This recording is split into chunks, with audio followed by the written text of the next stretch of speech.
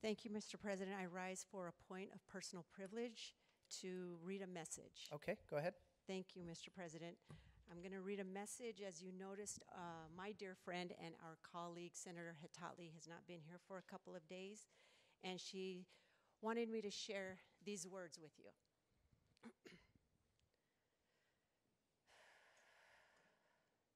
First, today I would like us to gather to honor the memory of Senator Hatathlie's beloved niece.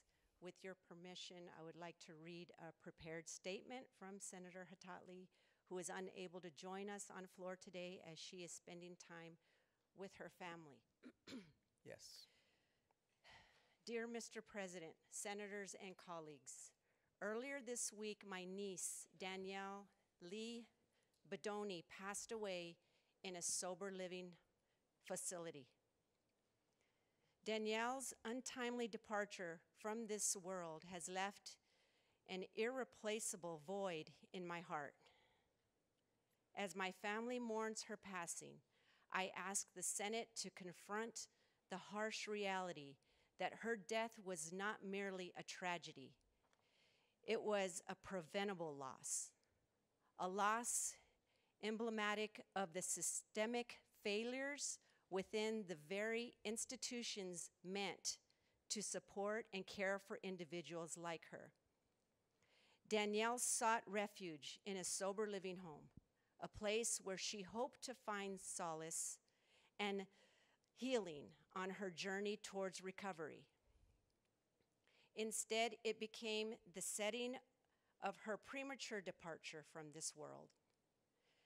The circumstances surrounding her death should force us to confront uncomfortable truths about the inadequacies and negligence that plague many sober living facilities. They should force us to seriously listen to leaders such as myself. It is evident that Danielle's death could have been prevented.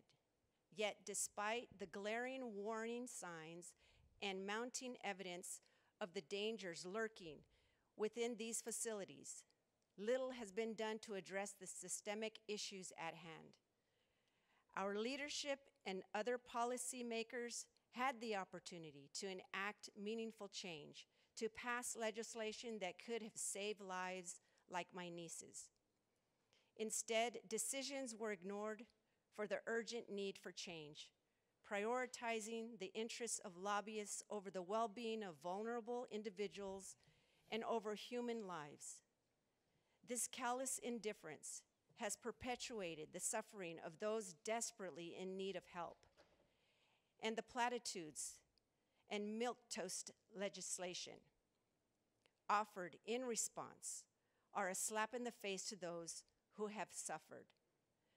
Such feeble attempts at reform only serve to protect the status quo, perpetuating the very system that failed Danielle and countless others. The lobbying efforts of various behavioral health and hospital organizations aimed at thwarting bills designed to enhance safety standards and accountability in sober living homes are a testament to the callous indifference that permeates our governance. Profit was chosen over people, and in doing so, they failed my niece and countless others like her. But let us not forget that Danielle was more than just a statistic or a casualty of bureaucratic negligence.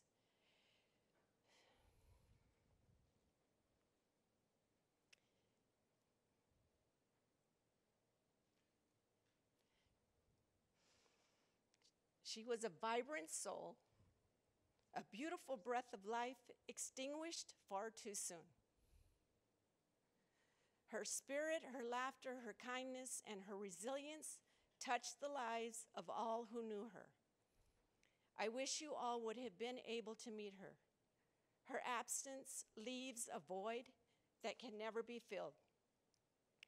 As my family mourns the loss of Danielle, I ask that you please take action and demand accountability from those in power, including ourselves. Let us fight for comprehensive, holistic solutions that prioritize the well-being and safety of all individuals seeking recovery. And let us never forget the precious lives that have been needlessly lost. Rest in peace, Danielle. Your memory will forever be cherished, and your spirit will continue to inspire us to strive for a world where no one falls through the cracks of a broken system. Please join me in a moment of silence in respect to Danielle, Senator Hatathlie, their family, and all Arizona families who have wrongly lost their loved ones in this broken system. The Senate will rise for a moment of silence.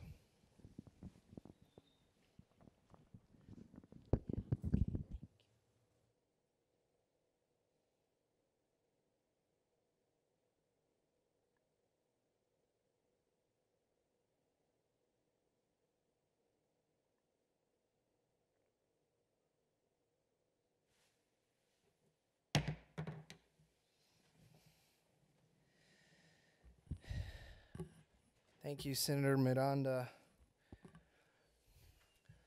Some of the things that were unsaid there was that we came together as a Senate to help Senator Hatathlie with this issue that she is so passionate about. And as I recall, it almost passed out of here unanimously.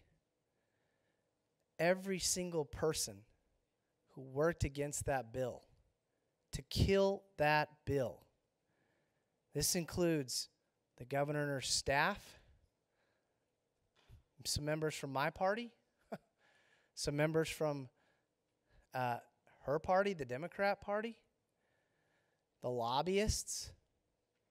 This is the first time I have ever gone to testify on another member's bill in the 13 years I've been involved down here, because she was really doing the right thing, and I could see the opposition mounted for money, for pecuniary gain. It made me absolutely sick. So all of those people need to ask themselves, do you have blood on your hands? I imagine Senator Hatathlie will come back with more resolve than ever to do something about this issue. And I will do everything I can to help her. And I just find it absolutely disgusting to see the opposition coming out over money. Money over lives.